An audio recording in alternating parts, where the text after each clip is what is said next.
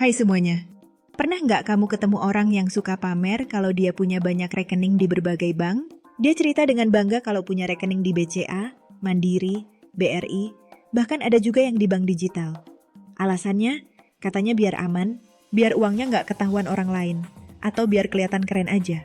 Sekilas, ini kelihatan masuk akal. Banyak rekening, berarti banyak uang kan?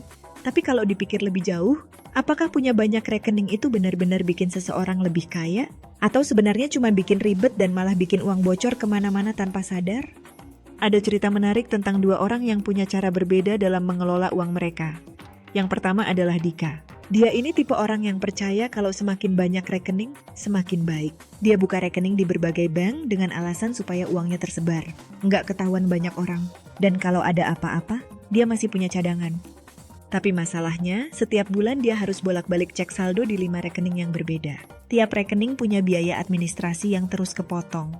Dan ada beberapa rekening yang dia sendiri jarang pakai. Kadang dia lupa kalau ada rekening yang isinya cuma saldo minimal. Dan tiba-tiba saldo itu habis terpotong biaya admin. Belum lagi, dia sering bingung sendiri saat harus transfer uang antar rekening. Karena tiap rekening punya limit transaksi yang beda-beda. Di sisi lain ada Tony. Tony cuma punya 2 rekening. Satu untuk pengeluaran sehari-hari, satu lagi untuk tabungan dan investasi. Gajinya langsung dialokasikan ke 2 rekening itu, dan dia tahu persis kemana uangnya pergi setiap bulan. Karena nggak ribet harus cek banyak rekening, dia bisa lebih fokus dalam mengelola keuangan dan memastikan setiap rupiah yang dia punya benar-benar digunakan dengan efektif. Sekarang pertanyaannya, siapa yang lebih kaya? Kalau cuma lihat jumlah rekening, mungkin banyak yang bakal mikir kalau Dika lebih kaya karena punya rekening di 5 bank. Tapi kalau lihat cara mengelola uang, jelas Tony lebih unggul. Dia nggak perlu bayar biaya admin berlebihan, nggak perlu pusing bolak-balik transfer, dan bisa mengatur keuangan dengan lebih efisien. Punya banyak rekening bukan jaminan kekayaan. Malah, dalam banyak kasus, ini bisa jadi tanda kalau seseorang sebenarnya nggak terlalu paham cara mengelola keuangannya dengan baik. Banyaknya rekening seringkali justru bikin seseorang kehilangan kendali atas uangnya sendiri. Ada satu ilusi psikologis yang sering bikin orang terjebak dalam kebiasaan punya banyak rekening. Namanya ilusi finansial. Misalnya seseorang punya 5 rekening, dan masing-masing berisi 2 juta rupiah.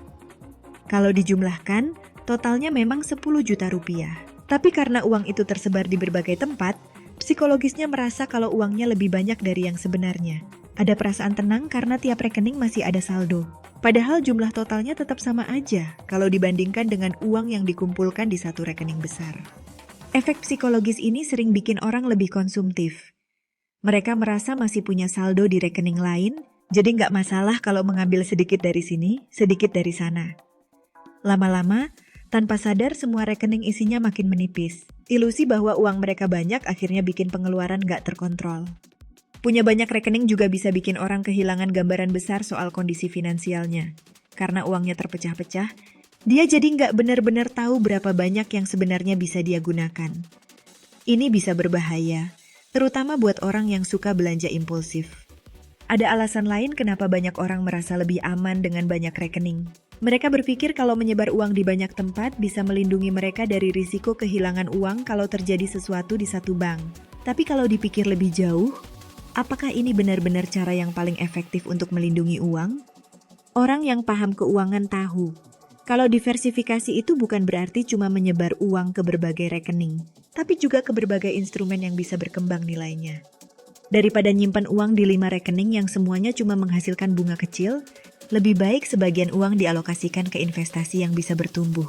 Reksadana atau obligasi bisa jadi pilihan kalau pengen keuntungan yang lebih stabil. Saham atau properti bisa memberikan hasil lebih besar dalam jangka panjang. Emas atau aset lain juga bisa lebih tahan terhadap inflasi dibandingkan uang yang cuma diam di rekening bank. Banyak rekening itu nggak ada gunanya kalau nggak dikelola dengan baik. Malah, bisa bikin uang bocor tanpa disadari. Biaya administrasi dari masing-masing rekening yang terus terpotong setiap bulan mungkin terlihat kecil.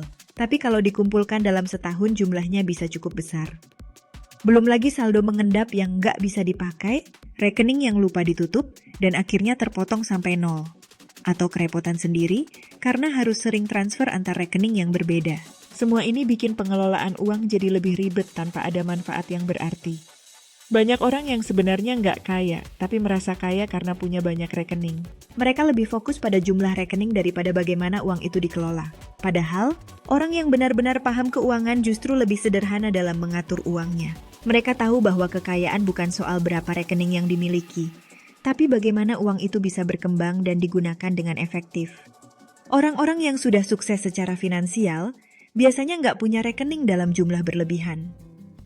Mereka punya sistem keuangan yang jelas, biasanya hanya satu rekening utama untuk pemasukan, satu rekening untuk tabungan atau investasi, dan kalau memang butuh, satu rekening lagi untuk keperluan bisnis.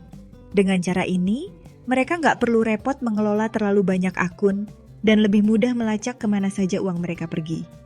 Kalau sekarang kamu merasa punya terlalu banyak rekening tapi nggak efektif, mungkin ini saatnya untuk mulai menyederhanakan keuangan. Tutup rekening yang nggak perlu dan hanya jadi beban biaya administrasi. Gunakan maksimal 2 atau 3 rekening dengan fungsi yang jelas. Alihkan sebagian dana ke investasi supaya uang bisa berkembang, bukan cuma diam di rekening. Evaluasi cara mengelola keuangan secara rutin supaya nggak terjebak dalam ilusi finansial. Pada akhirnya, yang bikin seseorang kaya bukan jumlah rekeningnya, tapi cara dia mengelola dan mengembangkan uangnya. Jadi kalau ada yang bilang punya rekening di 5 bank, itu bukan berarti dia lebih kaya. Bisa jadi dia cuma lebih ribet dalam mengatur keuangan. Lebih baik punya 1 atau 2 rekening yang benar-benar dikelola dengan baik, daripada 5 rekening yang cuma jadi beban biaya admin dan bikin pusing sendiri.